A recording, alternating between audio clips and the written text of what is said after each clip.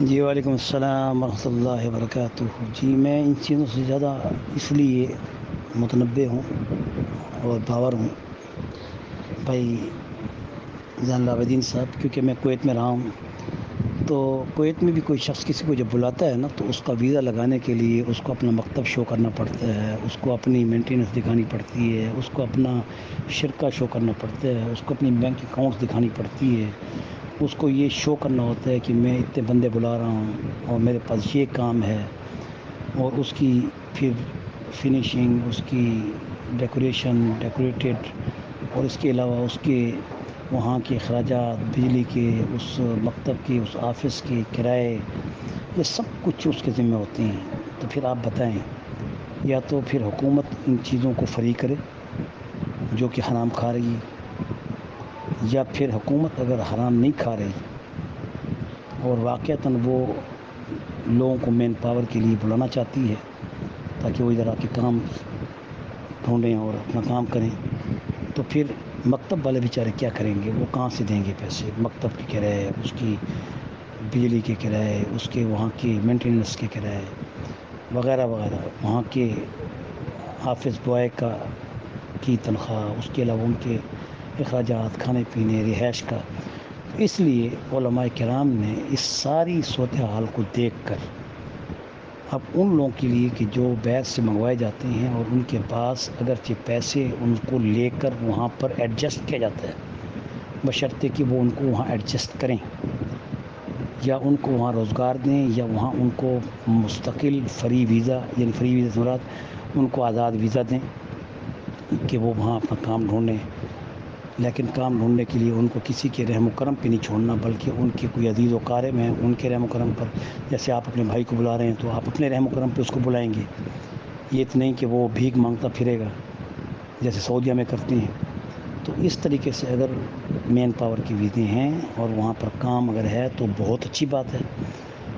اور اگر وہ پیسے لیتے ہیں تو جائز پیسے لیں، یہ نہ ہو کہ کوئی ٹوٹل اس کی تنخواہ ہو ₹1,00,000 اور وہ اس سے ₹20,00,000 وصول کر لیں، اور 20 سال وہ اپنا 20,00,000 اتارتا رہے، وہ گھر کیا بھیجے گا؟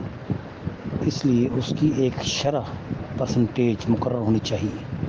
مثلا مثال کے طور پہ ایک شخص کو کسی نے بلانا ہے، اس کے مکتب کا خرچہ ہے، وہ کل لم سم تقریباً، مثال کے طور پہ کویت میں، مثال کے طور پہ میں ہوں، مجھے کوئی اگر بلانا چاہتا ہے تو صاف ظاہر ہے وہ مکتب بنائے گا، مکتب کا کرایہ 300 دینار کم سے کم ہر مہینے دینا ہوگا اس کو، 3-4 مہینے تو وہ کرایے کے پیسے اس سے نکالے گا، 3 4 4 3 12 یا 1500 کہہ دو، ٹھیک ہے، اس کی مینٹیننس کے ساتھ، اس کے خرچوں کے ساتھ، چلو بجلی وہاں کم ہے وغیرہ وغیرہ، 1500 دینار تو یہ پکا اس کو ہو گیا۔ اب اس میں کتنے ویزے نکلتے ہیں؟ 3 نکلتے ہیں، 2 نکلتے ہیں، 1 نکلتا ہے، اس حساب سے اس کو ڈیوائڈ کر دیں کہ اگر 1500 دینار کا آپ کا خرچہ ہو چکا ہے تو آپ 3000 دینار لیں اس سے کم، تاکہ آپ اتنے اپنے پاس رکھیں کہ کل سے اگر کوئی آپ کے پاس آئے تو 1500 دینار میں اس پہ آپ خرچ بھی کر سکیں۔ آپ سمجھ آئی میری بات کو؟ تو اس قدر اگر 3000 دینار اگر وہ اس پہ خرچ کر کے کسی کو بلاتے ہیں اور اسے کہتے ہیں کہ آپ 3000 دینار دیں تو ہم آپ کو ویزا دیں گے، یہ کویت کی بات کر رہا ہوں، وہاں کے حساب کتاب، خرچہ، کرایہ، رینٹ، مینٹیننس، صفائی، پانی، بجلی، وہاں کا شرکہ، اس کا بینک اکاؤنٹ وغیرہ الگ الگ، اس کے مطابق بات کر رہا ہوں جو ہر علاقے کے قیود و شرائط ہیں۔ اب کویت میں کیونکہ دینار ویلیو رکھتا ہے، وہاں پر آپ کا درہم ہے،